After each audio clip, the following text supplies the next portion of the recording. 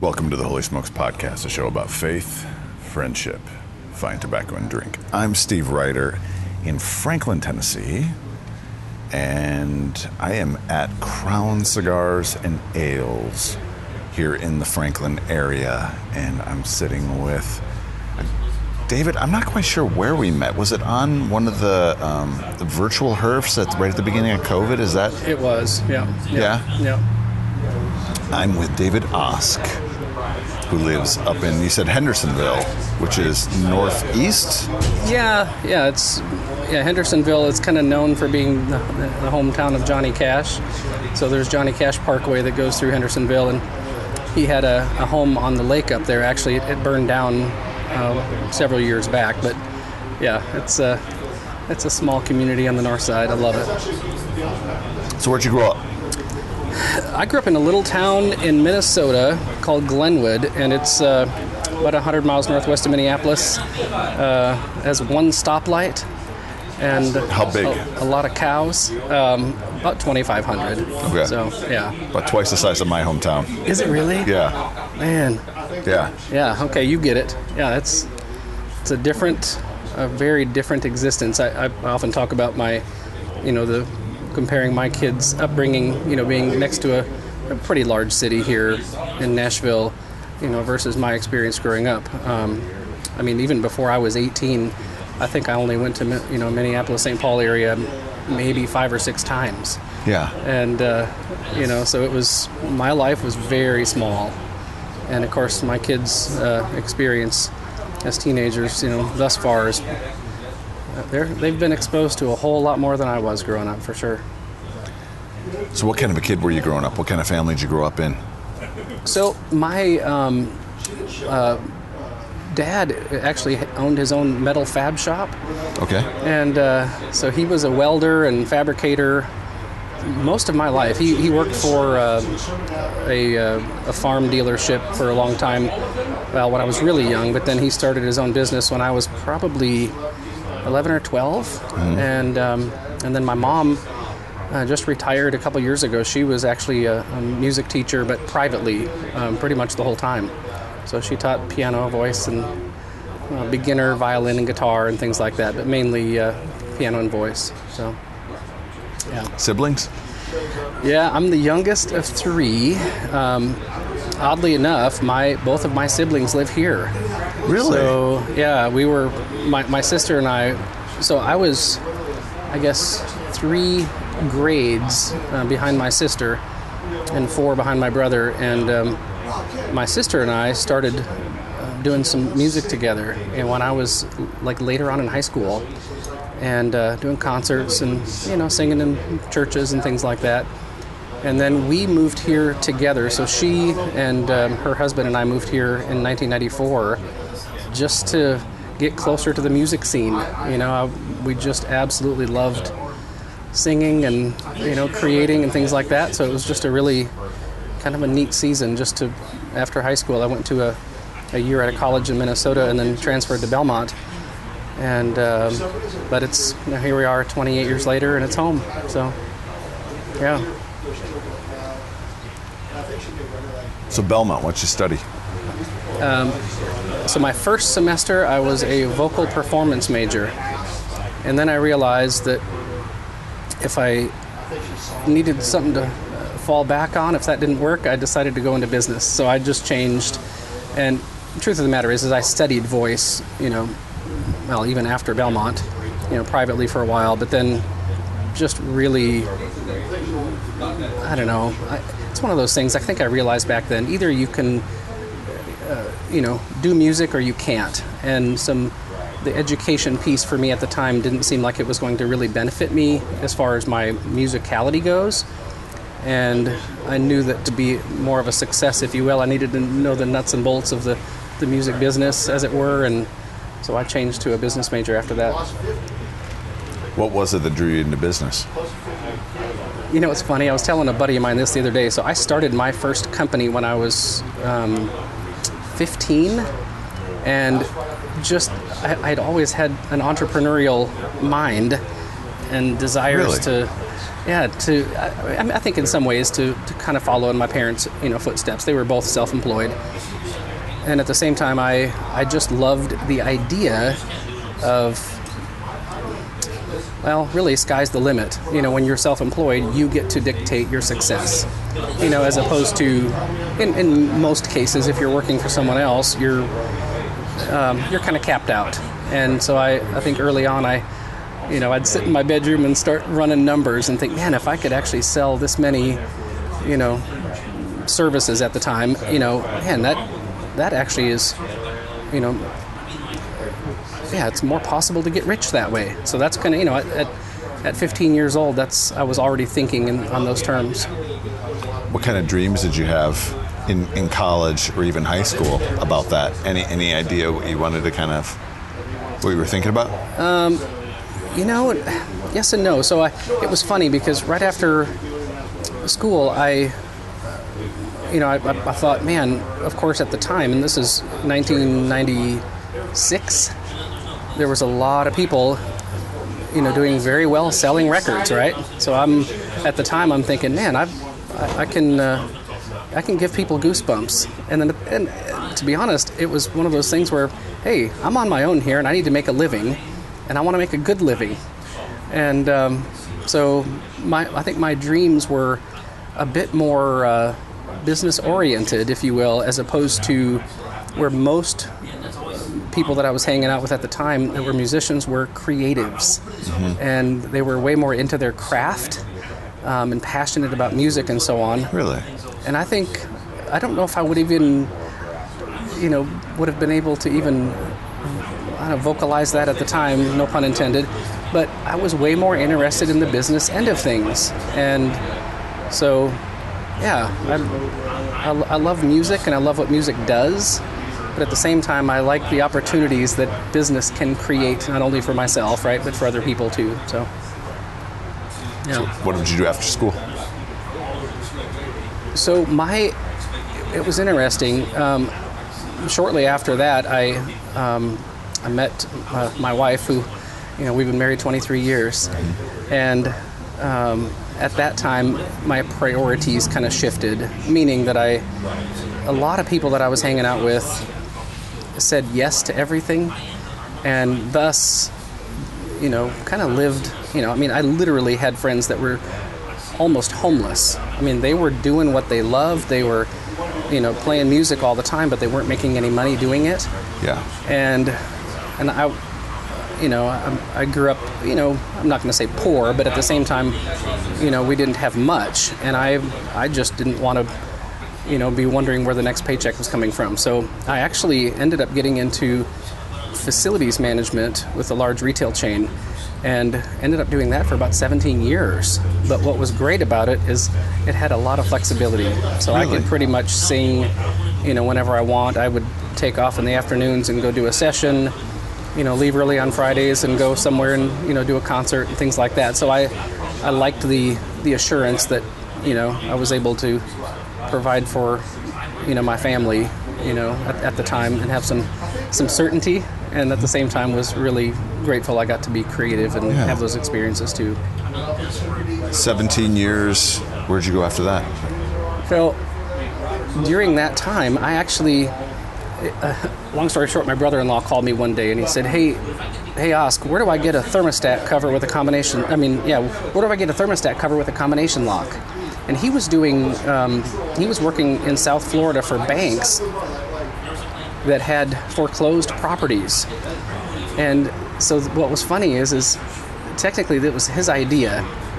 So he called me and he said, all of the agents keep losing the keys for these thermostats. So when the bank would get the property up for sale, agents would go in and show it, right?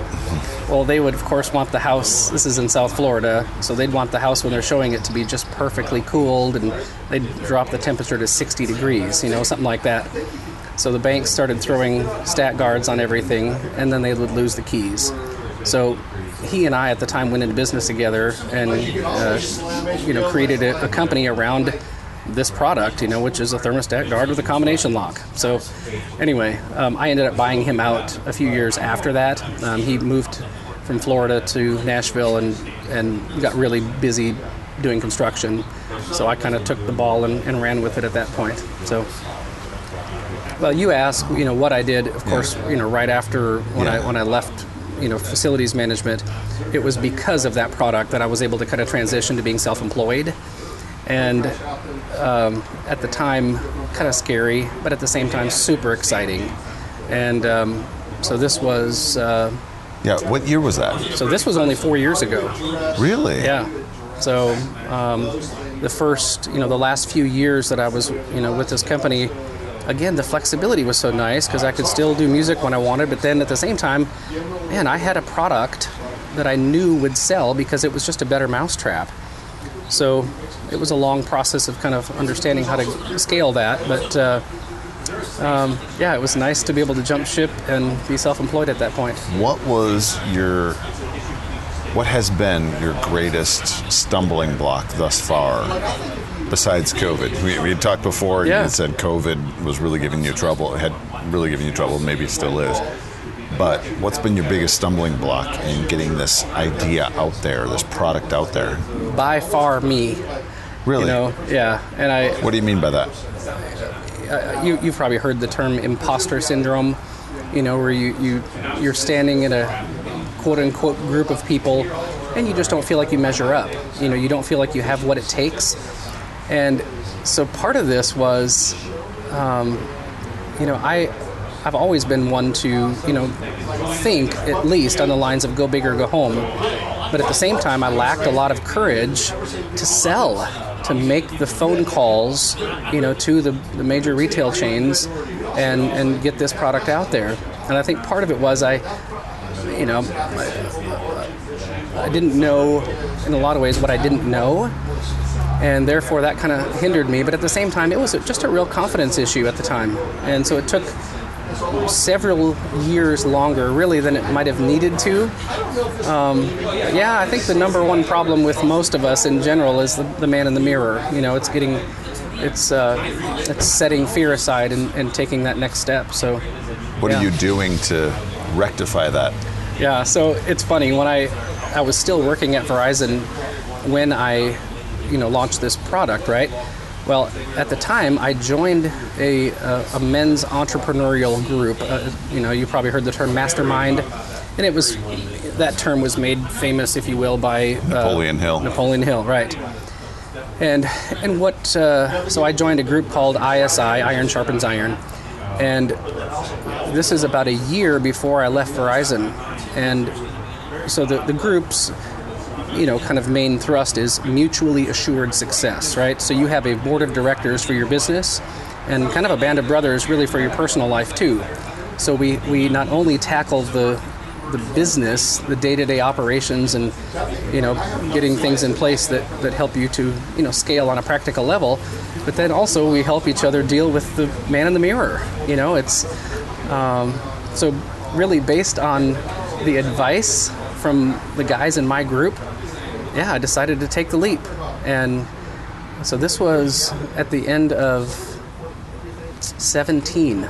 So in 2018, I was officially self-employed, and I'm so grateful, that I took that plunge. I mean, the first year doubled my income, and just was able to get after it. And part of it was because I had, systems and processes in place, to understand what those next steps are, again, on a practical level. But then I had the support system, behind me.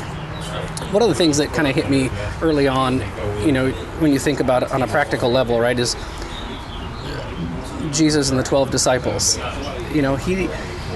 Some people think, well, Jesus needed a group of people to help him. Well, of course he didn't, right? I mean, he's God.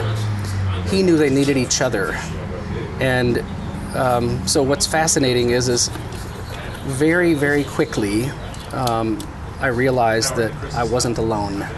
So the life of a solopreneur can be pretty scary, pretty isolating. Yeah. And so to have a band of brothers around me to fill in the gaps and to ask powerful questions and to pop bubbles and encourage me and all that kind of stuff was really the difference maker in my success. Yeah. You mentioned support system. Like, what sort of support system did you have around you? So, with regards to ISI, we meet every single week. And ISI is your mastermind? Yeah, yep. So that has been by far the biggest, catalyst and blessing in my life to move the needle. And at the same time, honestly, I would be remiss if I didn't say my wife. Lisa she does, the books for our business. She helps us, helps me with all the, shipping and receiving and things like that. So whereas I'm more of an idea, big picture thinker, she is very organized and likes spreadsheets and keeping me on task and that kind of thing. So, yeah. Describe for the listeners that don't know what a mastermind is. Yeah. So, in a nutshell, I guess I like to paint the picture this way. So, if you are on your own, there's a lot of gaps. Like I said earlier, you don't know what you don't know. And that alone is what actually tipped me, kind of over the scale, if you will, to jump in head first with these guys. Mm-hmm. And because I was afraid, the things that I didn't know would cause me to fail, mm-hmm. let alone understanding, I've got a group of men who are coming alongside me that have chosen to care not only for me as an individual, but for my family and for my business. And the intentionality around, guys that are just really forward thinking and into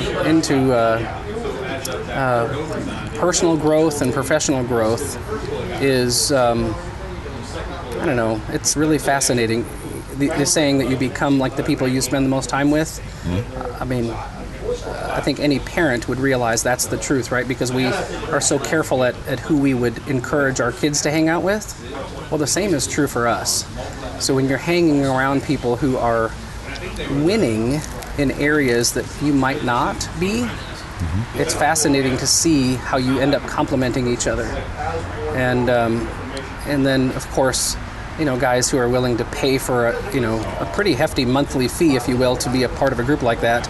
They're literally putting their money where their mouth is because they want to grow. They want to move the needle and be, successful. Mm-hmm. And of course, in the world's eyes, right, we often just think of that as money. But if you're in ISI, what I love about it is we talk about everything from, your physical health to your spiritual health to your marriage, and then of course, your P&L. And it's so success, if it's not holistic, if your family's falling apart but you're making a lot of money, are you a success? Well, no.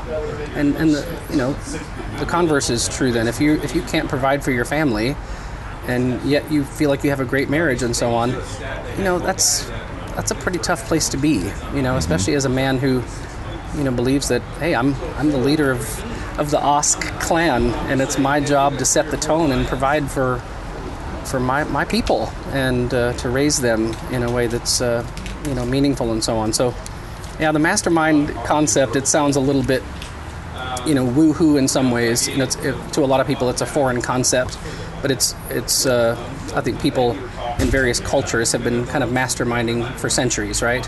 If you think about like even the Jewish population, they have a reputation of winning. Mm-hmm. And I think a lot of it is because they help each other. They stick together and they want one another to win. So anyway, that's kind of the picture of it. How'd you find yours? It was funny. One day I was looking at Facebook and someone shared a video of a guy named Aaron Walker who was walking on the Greenway, and he was just talking. And he just seemed like such a nice guy, but he was talking about important things. So over the course of a few weeks, I followed him and started listening to some of his Greenway videos. He'd be out walking in the morning, and he'd just turn on the camera and start talking about important things. Mm-hmm. And I was really taken aback by not only his, I don't know, his humble presence, but at the same time, he seemed to have a lot of insights that, that were inspiring to me. And talking about things that, back to that, I don't know what I don't know. It was like literally new information that I started absorbing. And I was so taken aback by, honestly, just his humble presence. I sent him a message and I said, hey, I see you live in Hendersonville. Can I buy you lunch sometime, next week? Well, the phone rang like 10 minutes later, and we ended up talking for a half an hour. We ended up getting together, and it was just kind of the start of a real, very, very new shift in my life. So Aaron was, most people know who Dave Ramsey is, the financial guru. And Aaron was actually in Dave's Mastermind, the Eagle Group, for I think 20 years. And so then he started ISI, and we now have 150 men from 8 different countries in that group. And I'm actually facilitating 2 of those groups. And I love it. I feel like I found my people. Really? Yeah. They're just awesome guys. Yeah. So if someone's interested, if what you were talking about in that group, how do you recommend they find a group? So here's what's fascinating is there's mastermind groups all over the country, and they're popping up like crazy because people, especially solopreneurs, guys running small businesses and so on, realize that when you're isolated, it just breeds non-success. So I would say, if look online in your area and see, who in your area might lead a group like that. Here's a fascinating paradigm, though. So one thing that I think is neat with ISI is that, these guys, most of them don't live near me. I've got a couple of guys in my group, that are out in California and Oregon, Florida. And here's something that's kind of telling. So we talk about really deep stuff. Some stuff that's really, incredibly personal. And to have men that you do life with on a very deep level who are not in your community actually is it feels safer. If you're not going to, when you share some things in your life that are, that could be just real sensitive, you probably aren't going to run into this person at church or at the grocery store or, even their wife or something like that. So there's a little bit of psychological safety in the fact that these guys don't live close to me.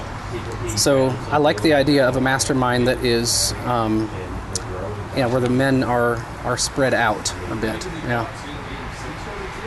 So how's business with the combination lock for thermostats, commercial spaces, and such? I tell you what, I'm so grateful. Truth be told, in 18, things started going really well. 19, I'm like, holy smokes. I'm pun intended. I'm like, this is just better than I thought it could be. Well, then of course COVID hit, and the world shut down. So my product is mainly a commercial product, right? You'll find it in offices and restaurants and things like that where you don't want people tampering with thermostats, and there's typically a lot of people. Some people buy them for their homes and things like that, but very few. So the kids don't touch it, or right. or the husband doesn't touch it for the wife. Exactly. Yeah, my mom and dad fought like crazy over the temperature. Mom was always cold, and dad was sweating, laying in bed. But it was interesting when COVID hit. Of course, the world shut down. So 2 things happened there. Of course, people stopped, purchasing my product on a major level. We went from selling several thousand units a month. And I think in that first week when life really started getting slow, we dropped down to a couple of hundred. And at that point, honestly, I was thinking, man, my business might be done. And then some other challenges came up with regards to even getting inventory, because the ports, supply chain was just hammered, and it still is. We're, even was it last week, Shanghai shut down their port. And of course, you've heard the horror stories in, Port of Los Angeles where there's ships sitting out in the ocean for 9 months because they just can't get into port to unload. So that's been a very, very real problem. And I'm really grateful. We've been in Home Depot for, I guess, 5 years, which to me, honestly, was just this wonderful, pipe dream. And then, so right before COVID, I actually started courting Lowe's. And they said yes, and then of course COVID hit, and they went dark. So last fall, I got a message that they wanted to start the conversation back up. And they said yes, and we ended up landing in 1,700 Lowe's stores last month. So I'm really, really grateful for the opportunity. And when I say my business is small, we're running this out of my house, right? Yeah. It's very small. Yeah. And we have a partner in California that handles our distribution and so on. But with regards to sales and even some smaller drop shipping and so on, that's stuff that we're just bootstrapping it still. So I'm super grateful for the opportunity. But it's been a heck of a roller coaster ride too. What's the dream for the business? So it's fascinating because for the last couple of years, I've wanted to launch, so I trademarked the name StatGuard Plus, and so I'm launching what we're probably going to call the StatGuard Pro or the Lockbox Pro. So the vision here in the next probably 3 or 4 months is to launch a pro unit, if you will, to the pro channel, meaning HVAC supply houses, electrical supply houses, restaurant supply houses, and things like that. And the reason that we want a unique product for that channel is because they're demanding it, meaning they do not want to compete, of course, with big box or retail. They want a unique product, and I don't blame them, right? It's they have a channel that they, some of these businesses, of course, have served for decades and decades. But they do that well because they have unique products. And so we're really trying to help them and, of course, help ourselves stay in that lane. So I'm pretty excited about the rest of this year because when the StatGuard Pro is launched, it's going to be really fun just to get it out there to those distributors and so on. So what's the difference between the Pro and the Plus? Yeah, so the one that we just launched in Lowe's, of course, is a combination lock. What's neat about that one is in order to change the combination code, all you got to do is switch a little tab on the back. So you open it, switch the tab, change your code, from A to B, and switch it back to A, and you're rocking and rolling. So the Pro unit is actually going to have that capability, plus have a key option. So if you picture in a facilities management situation, you've got, just say you've got a retail store with a manager and, 3 assistant managers. You'll be able to share the code with whoever you want, to open that and have access to it. But if someone or a group of people end up leaving the company, right, or get fired, and no one knows what that code is, they can reset it. They can reset it. Open it with the key, reset the code, and then, of course, give that information to whoever they want to have access to that. It's fascinating. Even in a 2,000 square foot retail, setting, what we're finding is a 1 or 2 degree difference in a store, can, especially if you think about the temperature swings in winter to summer, it can cause a massive shift in a budget. So if you jump your stat from 72 to 74 in the winter in Minnesota, get ready to see your energy bill rise. That 2 degrees makes a difference. Let alone, of course, if you're like my mom and she wants it 78 degrees all the time, and so on. But so a lot of it is just in general, people just jacking around with the thermostat, right? But it's also a budget decision to make sure that no one else is spending your dollars, that type of thing. So. What's the goals for your life? Goals for my life, man. Where do you want to go? I mean, you got this. Knowing you as much as I do, there's got to be something more beyond that you're like, that's. What's really fascinating is in the last couple of years after joining ISI, and about 2 years ago, I went through. So there's a psychologist who's in ISI named Dr. Andy Garrett. He lives out in California. Oddly enough, his grandfather is the one who started the Carl's Jr. burger chain, Carl Karcher. And so Dr. Garrett is a clinical psychologist, but he actually put together a program called the True North Blueprint, and it helps people build self-awareness. So in essence, it helps you ask the question, who are you and what is your purpose? Which seems, again, on face value, oh, for heaven's sakes, a lot of people hear that and they kind of roll their eyes. Over the last 2 years, I've been doing a lot of deep work in that area and realizing, for instance, the word authenticity. often gets overused and misused, really. So that word, of course, comes from the word author. And, so what's been authored in me? What's been authored in you? What makes us unique? Why am I different from you?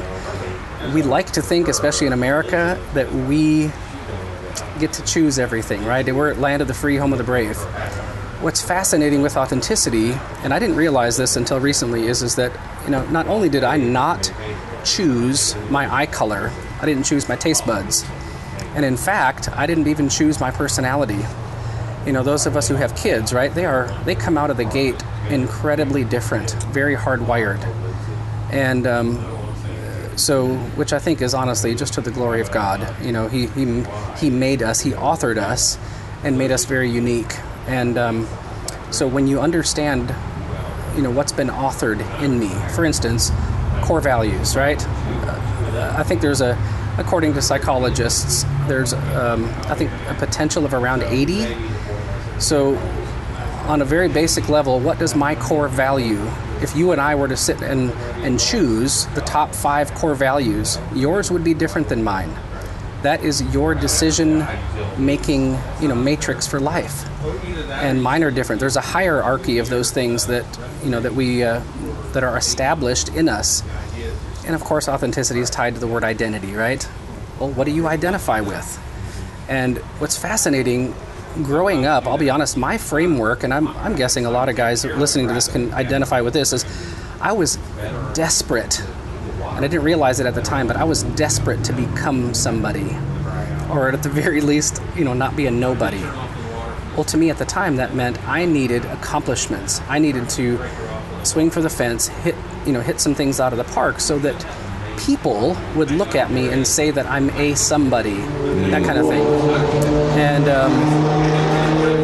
so the fascinating thing is the identity piece, as I've been shifting gears here recently, is now that I know, who I am, the vocabulary to describe the most powerful, precious, courageous things in me, the things that give my goosebumps, right?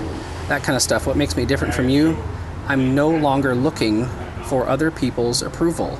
I'm very, very intrinsically motivated, and I know what impact I want to have in every single room that I'm in. There's no question mark inside of me or over my head. So after going through the blueprint, you asked me, what's the vision for the rest of my life? I'll be honest with you. I feel like I'm a passionate creative, kind of on a very basic level. But at the same time, I love the fact that I've built a business that's kind of self-sustaining and, kind of pays the bills, as it were, right? But Dr. Andy and I are actually launching on a very large scale now this authentic blueprint, the True North blueprint, to help people identify those things inside of them that are most powerful, precious, and courageous, right? What is it that motivates you? What impact do you want to have in this world? And, I forget who said it, but, the dent in the universe, right? I want to see the David Osk-shaped dent in the universe. So some of the things that I've identified in myself are, I love encouraging people.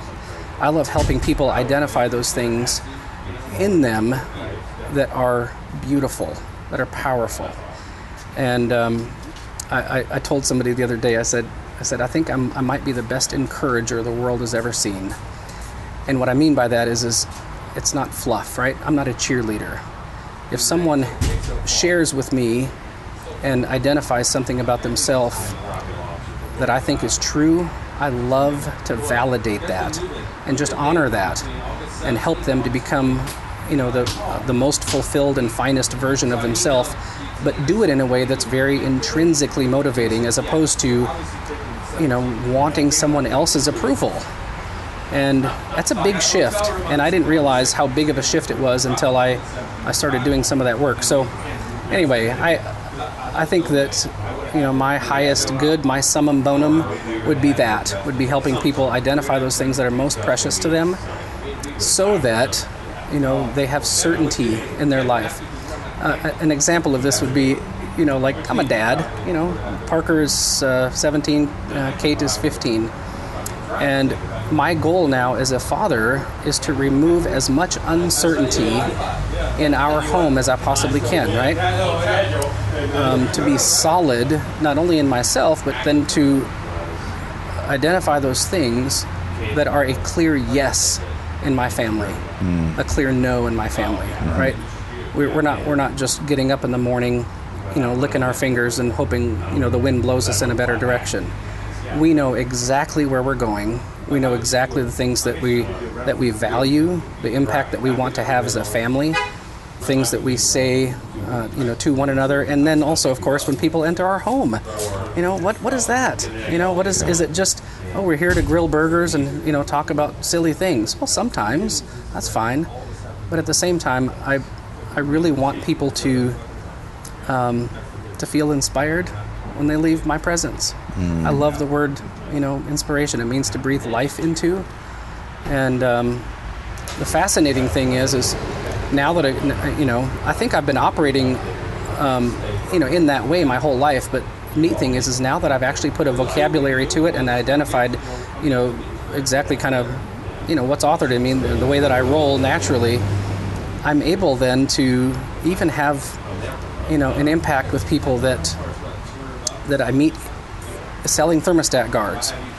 For instance, I got a call from a guy, I guess it was in January, and oddly enough, he bought a stat guard for his home. And he called me and he said, hey, I'm having a hard time here with this thing. He said, my son keeps figuring out what the code, the combo is.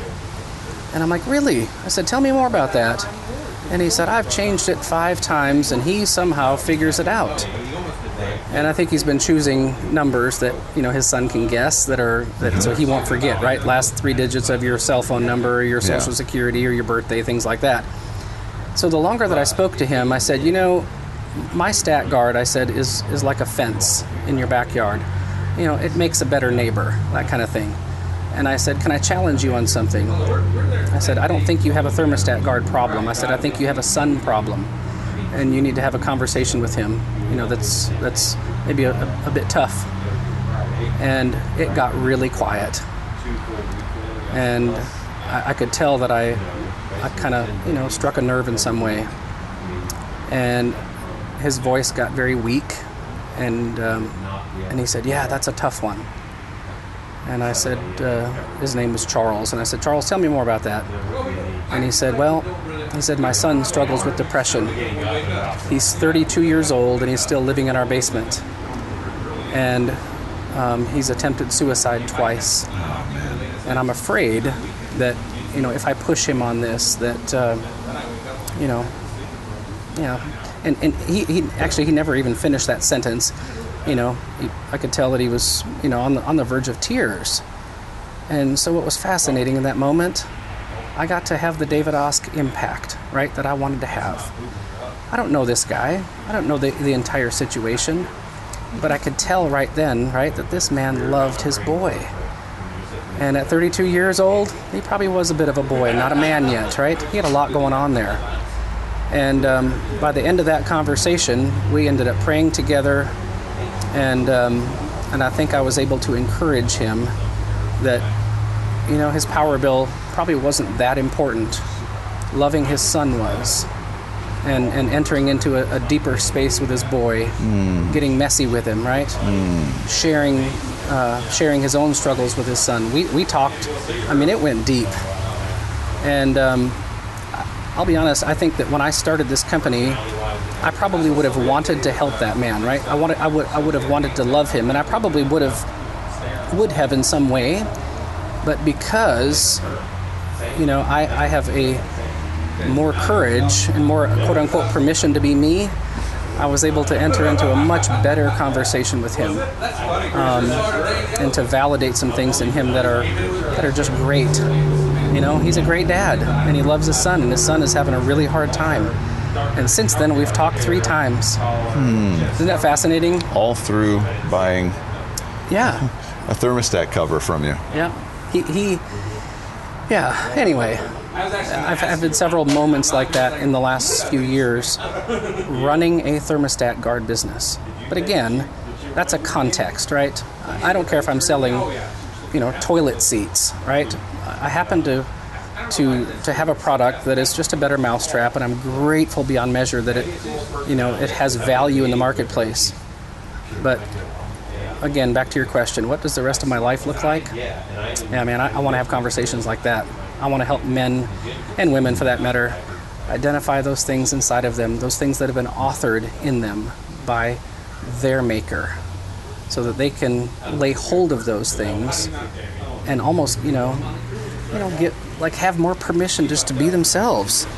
And it's not necessarily people who are just going through a hard time, right? It's people that have so much gifting and so much passion and so much ability, but yet they lack that self-awareness to be able to rise up, swing for the fence, throw their head back and run.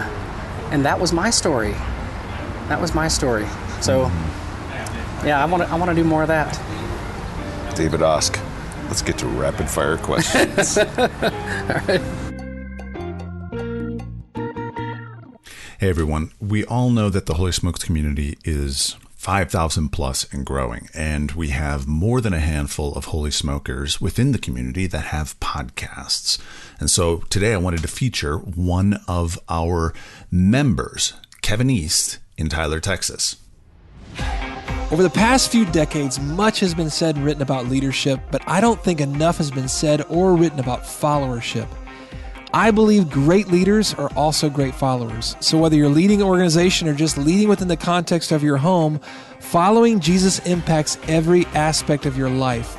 I'm Kevin East, the CEO of Mentoring Alliance, as well as a dad of 5, and I invite you to check out my podcast, Following to Lead, where you'll hear from business leaders, pastors, authors, speakers, and parents about how following Jesus shapes and guides our lives and how it can impact yours. Check out Following to Lead in your favorite podcast app. So be sure to check out Following to Lead with Kevin East. And if you have a podcast and you want it to be featured here on the Holy Smokes podcast, be sure to reach out to me and we'll consider airing it. Thanks. Rapid fire. Fire. Here. I don't think I started the podcast asking the question, what you smoking? What were you smoking? Man, I've got a Perdomo here. I'm a big sucker for the Perdomos. I end up, if I find a stick that I like, I keep going back to it. It's kind of like I'm same thing at a restaurant. If I find something I like, I keep going back to it. Yeah, I love Perdomos. Where did you first try cigars or pipe? So, you know what? This was actually kind of a fun story. So I was actually in a quartet in high school. We thought we were really cool. Our group name was Half Eternity, which is, of course, an oxymoron. And so the guys in that group were, and they still are, dear friends, but we would get someone else, of course, because we were like 15 years old, to go buy the Swisher Sweets at the gas station. And then we'd go sit out, in some field or at the golf course at night and smoke Swisher Sweets. And, but I probably didn't really pick up, true cigar smoking until maybe 10 years ago. So I'm 48 now, so probably in my late 30s, when I really started to understand, what a good cigar was. Have you ever done pipe? Yeah. In fact, I remember my dad smoking a pipe growing up, so once in a while I'd take a few tokes off of his, right? But about a year ago, my buddy Zach bought a pipe for me, and I've probably smoked it maybe 10 times. And of course, the scent of pipe tobacco is just ridiculous. Mm-hmm. And at the same time, I think I probably enjoy a cigar more, probably just because it's maybe just a little bit easier, not as much work, that kind of thing. That's pretty much universally the right. the consensus. Yeah. With people that ask that question. Favorite cigar? Perdomos? Do you have one that's even... It's at the top of the list. I'll be honest. CAO used to be made here in Nashville. Really? And they got bought out probably, Really? I'm guessing 10 years ago. But yeah. I really, really love CAOs. I've never had a bad one. Perdomos are great. I used to go to church with a neurologist, and his vendors, he had his own practice. His vendors would bring in sticks that they, smuggled in from Cuba and things like that. So I think the best one I've ever had was the Monte Cristo A from Cuba. So, yeah. Best dollar for dollar cigar. Man, you know what's interesting is I've been buying really for about 10 years the JR brand, and they've got their house brand, and I think one's called the limited edition. And if you buy a pack of those, they end up being like $4 a piece or something like that. But I think, yeah, dollar for dollar, the limited edition JRs, I love. They're great. What's your splurge cigar? You're celebrating. Yeah, man. I've had a couple of Davidoffs, and they're, $25 or something. Yeah. But I'll be honest, I mean, they're great sticks, but my favorite one is this, actually, I think it's the one you're smoking right now. Yeah, the 20th anniversary Perdomo. I love it. I don't even remember where I got this. I think someone probably gifted it to me. Yeah. I pulled it out of the humidor getting ready to head here, and I was like, I think it's time I smoke this one. That's a good one. Where's your go-to place to get your smokes? So there's a place in Hendersonville called the Smoky Cigar on Indian Lake Boulevard, and man, I go in there 3 or 4 times a month. I got a lot of friends here in Franklin, so we'll go to Franklin Cigar or here at Crown too. So. Favorite liquid pairing with your smoke? Oh man. So it's actually a new one. I had my brother bought me a bottle of the Jack Daniel's 27 about a year ago, and that was my favorite. But now he bought me, my birthday was a few weeks ago, and he bought me the Angel's Envy Rye, and that is fantastic. Although, hold on, there's a buddy came over the other night, and he had one called Smoke Wagon that I'd never had. It's a small batch bourbon, and oh man, that was fantastic. Yeah. Most interesting person you've ever met through cigars? Wow. So I suppose it's been a month or so ago. We were down at Jamie Slingerland's house here in Franklin, and Kay was there. And I met a guy there who was Aaron Spradlin. He's in Holy Smokes. He was leaving the next day to go to the Ukraine to smuggle children out of the Ukraine. And honestly, I need to find him again, because we actually prayed for him that day. And to me, that guy's fascinating. Best place you've ever smoked? Okay, so I'm a golfer, so I went to St. Andrews to see the Open about 5 years ago, and right off of 18, the beach there is where they filmed, the movie Chariots of Fire when he's running on the beach. And I sat out there and had a stick looking at the North Sea, and that was awesome. I would assume that's probably your most memorable cigar experience. Yeah. Marvel or DC? Oh man, I love Superman, but I would say DC. I'm sorry, Marvel. Yeah, when what's the movie that has the little raccoon in it that came out with Guardians of the Galaxy? Guardians of the Galaxy, for heaven's sakes. Rocket. Those guys, I mean, you mix like total rock star ability with a bunch of humor, and I'm in. Yeah. Favorite superhero? As a kid and then now? It's probably Superman. Yeah, I love the idea of flying and shooting laser beams out of my eyes and melting things. That's pretty bad, eh? Star Wars or Star Trek? Oh, gosh. So, probably Star Wars, although I love the latest Star Treks with Chris Pine in them. They're really, really well done. But, Star Wars is probably just slightly ahead. Favorite food?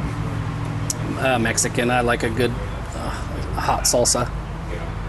Got some sports teams you're into? I grew up, of course, in Minnesota, being a Vikings fan, and then got into the Chicago Bulls when I was in college. And at the same time, I've not really followed a whole lot of sports except for golf. If I can watch a golf, round on TV or, go live to a tournament, I'm there. Who's your favorite golfer right now? Oh gosh, this is probably a little tacky, but I like Justin Thomas, and the reason is because of his mouth. he says the craziest stinking stuff on camera. And, he's swearing at the ball. And I saw a guy's hat the other day that says, "I golf, therefore I swear." And of course, you get onto the golf course and it's maddening. Yeah. But that guy he's an amazing golfer, but then he just seems like a real dude. How'd you get into golf? My brother, actually. So he was 4 years older than me and on the golf team and still just a phenomenal golfer. But, I wanted to be like my older brother. So, yeah. Dogs, cats, neither, or both? We've got 3 dogs and 1 cat. And, but my favorite, we've got a Silky and a Yorkie in the house. And they've got so much personality and they're a lot of fun. Nickname growing up or in college? Pete. So it's literally in the yearbook. My sister's friend thought that my name was Pete Osk, and my dad is David Sr., and It was kind of an easy one. A friend of my mom had a nickname for me growing up that was something in German, and our nanny actually picked up on that. Well, then my siblings started calling me Pete, and then all of my friends picked up on it, and it just stuck. So, yeah. What's one unusual fact that few people know about you? An unusual fact.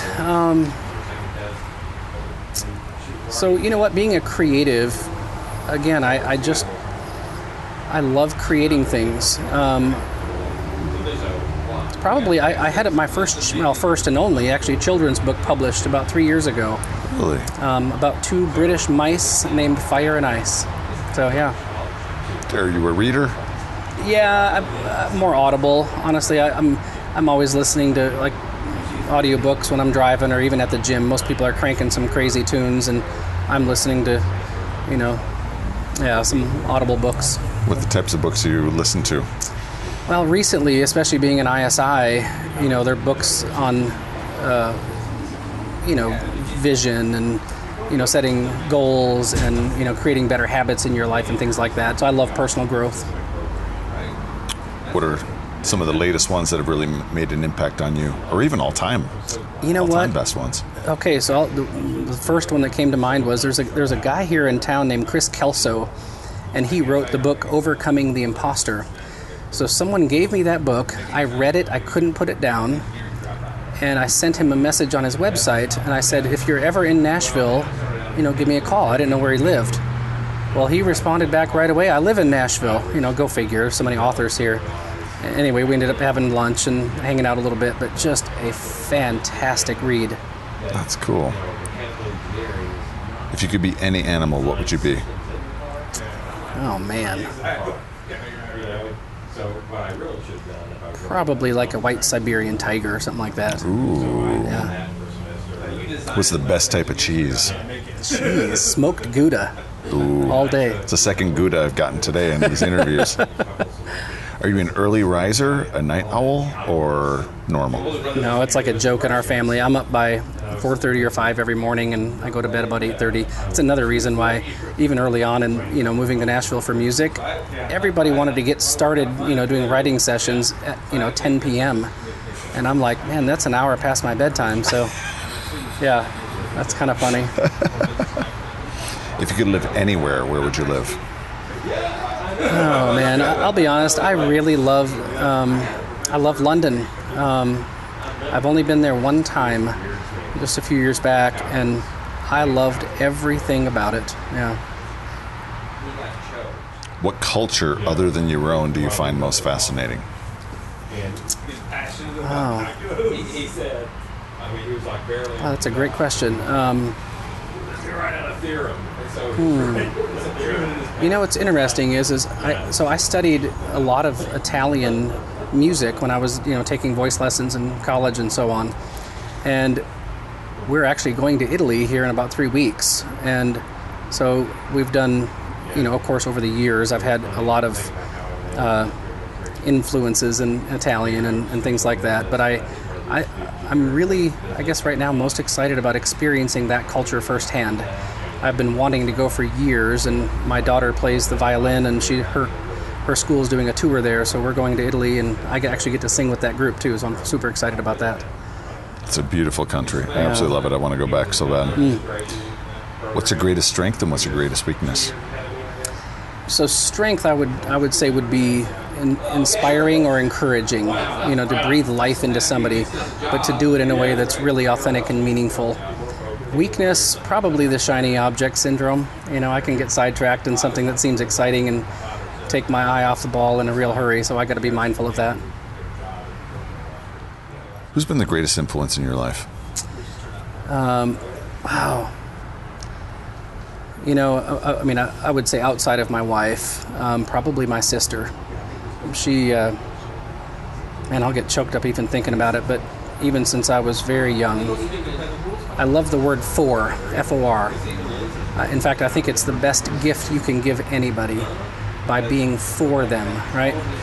When you know someone is for you, no matter what, that is powerful. And Kirsten has been for me every single day of my life, and in such tangible ways. She's one of the finest people I've ever met, and I get to call her my sister. Who's the first person you think of when you hear the word successful?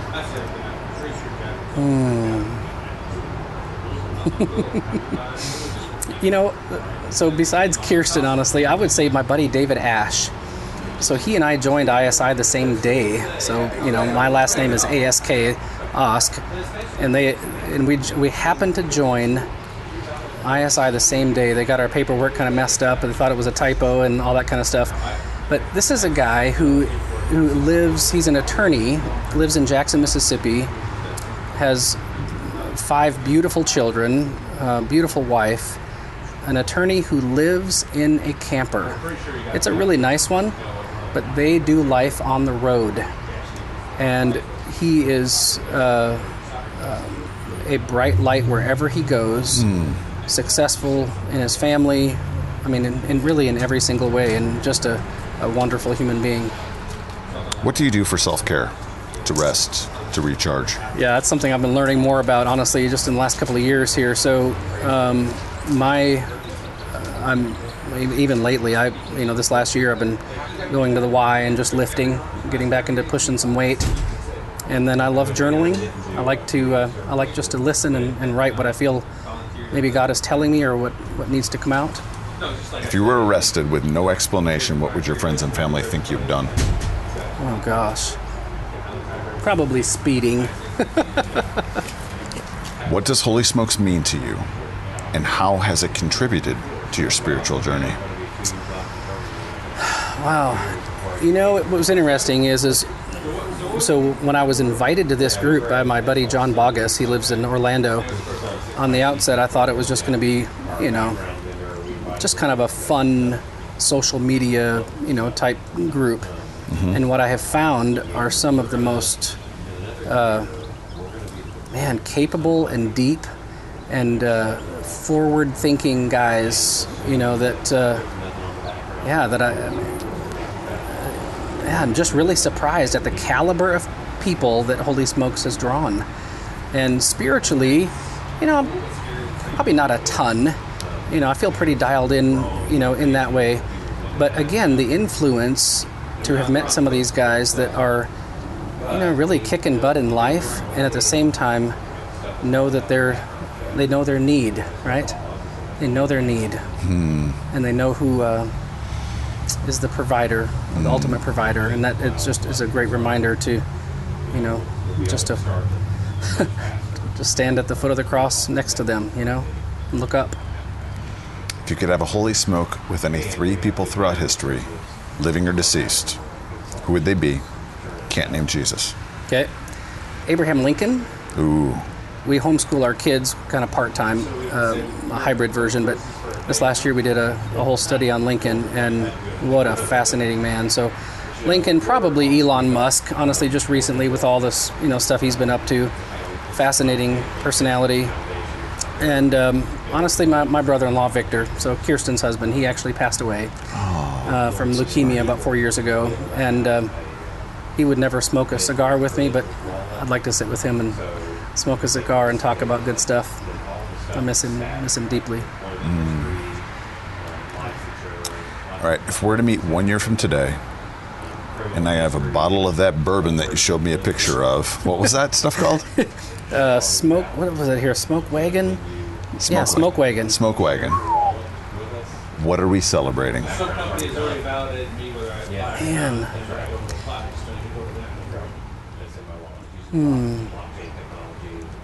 Wow, what a great question. The first thing I thought of, honestly, was like, a business success. And knowing what I know about your story, by the way, I would hope that you and I are celebrating deeper peace. And at the same time, knowing that, we both follow the author and the finisher, right? And things happen in our lives for a reason. I would hope that we would be celebrating deeper awareness of why God has allowed hard things to happen in our lives and to see the fruit of that. And I've never used it before. Thank you. Yeah. David Osk, thanks for being on the Holy Smokes podcast. Pleasure. Thank you. Hey everyone, I wanted to announce that we have Holy Smokes gear. That's right, we have swag. We currently have hats, shirts, stickers like for your vehicle or your travel humidor, magnets, even branded bourbon glasses for a limited time. Go to holysmokes.club and click on the shop tab. That's holysmokes.club. I'm super proud of the shirts. They're made with Bella canvas shirts that are soft and incredibly comfortable. The hats fit wonderfully, which can be a problem for those of us with big noggins. We plan on having a lot more to offer, like Guayabera shirts, additional t-shirt designs, beanies, polos, hoodies, cigar accessories, and much more. Check it out. And even if you don't make a purchase now, be sure to sign up for that email list, as I've thrown a couple big discount coupon codes for those exclusively on that list. So click the shop tab at holysmokes.club. Thanks.